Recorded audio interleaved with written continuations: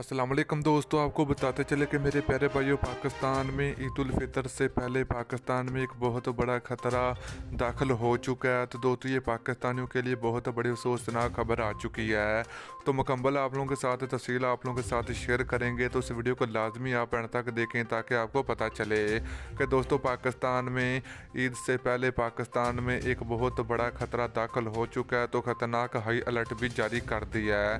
तो दोस्तों, इससे पहले अगर आपने अभी तक इस वीडियो को लाइक नहीं किया तो वीडियो को लाइक करें, चैनल को सब्सक्राइब करें, बेल आइकन जरूर इनेबल करें ताकि आप लोग मजीद वीडियो का नोटिफिकेशन मिलता रहेगा। तो चलिए दोस्तों, आपको बताते चले कि पाकिस्तान में दोस्तों ईद वाले दिन और ईद से 2 दिन पहले पाकिस्तान में दोस्तों बारिशों का एक नया सिलसिला शुरू होने जा रहा है। तो दोस्तों, ये ईद वाले दिन भी जारी रहेगा और ईद के 2-3 दिन बाद भी जारी रहेगा। तो दोस्तों, ये बहुत बड़ी सोचनाक खबर आ चुकी है।